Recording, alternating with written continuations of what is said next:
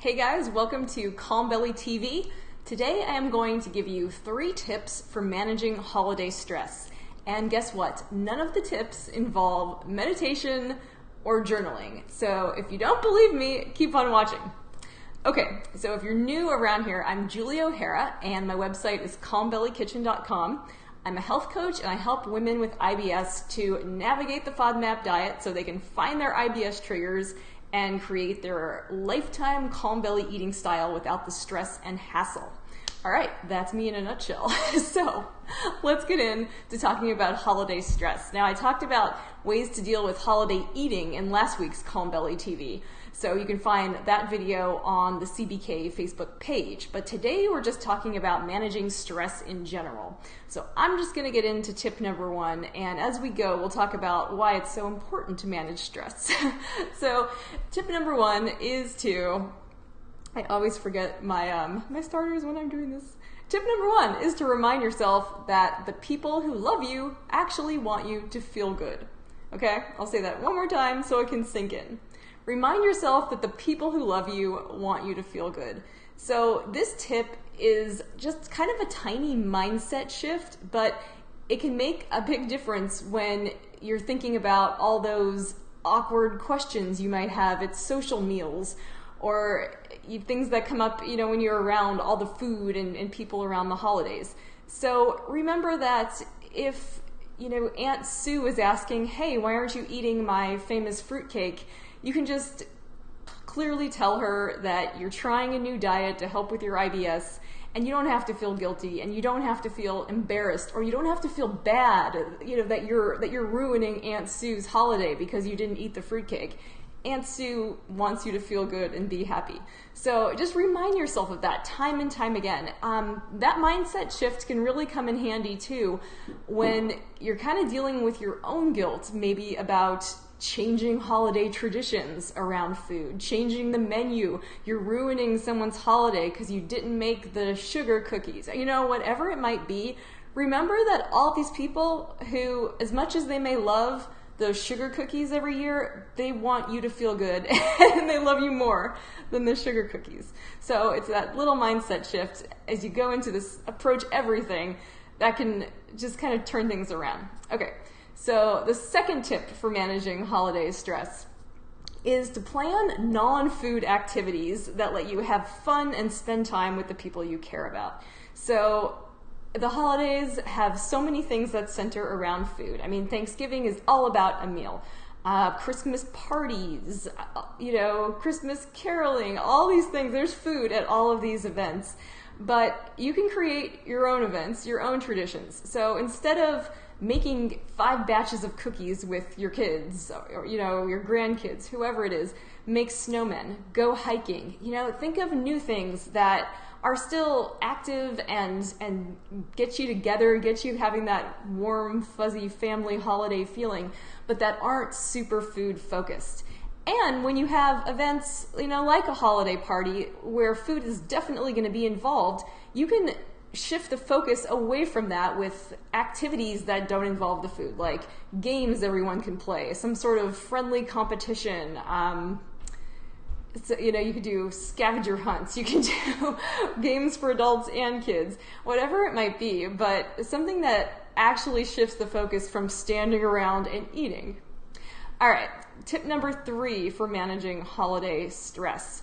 Rely on your go-to meals now more than ever. So if you've been around me for a while, you know that I am a big fan of a concept called go-to meals. So that just means having a few meals in your rotation that are easy, satisfying, and that are really comfortable on your body, that are really friendly to your digestive system. So you might have 20 go-to meals if you've been doing the FODMAP diet for a while, but even if you've just started, you probably have at least 1 or 2. So just think of those easy things that you're always happy to eat. Maybe it's a chicken taco, or maybe it's eggs, fried eggs on toast, breakfast for dinner, a rice bowl, a quinoa salad, just those easy things that you really like, that you don't mind repeating, and that are really, really friendly on your body. So you're busy during the holidays. You're stressed. You don't need to add meal planning as another item on your to-do list. You don't need to be thinking of brand new creative dinners, trying brand new recipes. That's just another to-do, and you've got more stuff than usual going on around this season. So just rely on those go-to meals. If it gets a little bit repetitive, you're probably distracted by all the holiday stuff anyway, and you won't notice. At least hopefully not. All right, so those are my 3 tips for managing holiday stress. The first one is to shift your mindset and remember that the people who love you want you to feel good. You don't have to feel bad about changing up the menu or eating or not eating certain things. They don't care. They want you to be happy.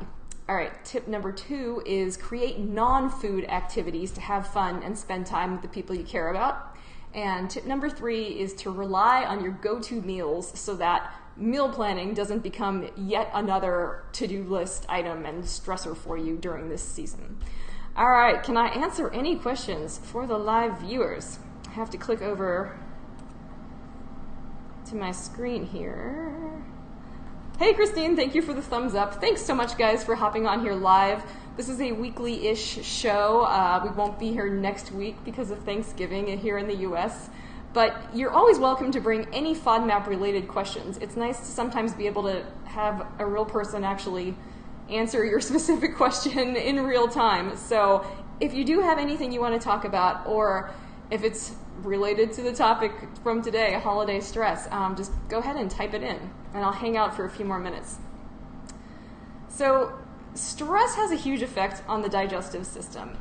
If you're new to the FODMAP diet, maybe you're just learning this. I think it's a really fabulous extra benefit of the elimination phase that you get to understand how other factors aside from food influence your body. And for most people, stress is the biggest one they start to notice. They start to notice that no matter what they eat, if they're having maybe they go through a really anxious situation at work, a difficult conversation with somebody, they almost immediately feel it in their stomach. Have you ever had that experience? Just your stomach just doing flip-flops because you were upset about something. That's how intensely stress can affect your body. So other kinds of stress, though, they might not be one situation that's really tough. It could kind of be that prolonged, chronic type of stress. So the busy days, the worrying about buying presents and wrapping the presents and having the family come from out of town. These things can cause kind of a state of stress that can really weigh you down in terms of managing your IBS symptoms. So using the strategies that I talked about there, those are 3 really big ones that you can apply to all sorts of things. I'm just checking here for questions. But, the classic stress management strategies are huge too. So you can meditate, you can journal every day. If you have stress management or relaxation habits, don't drop them just because it's the holidays. They're kind of more important now than ever.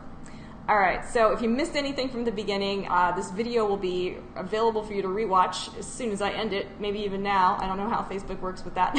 But if you have a comment or a question, leave it below and tag me. I'll definitely check back later and answer any of your questions, all right?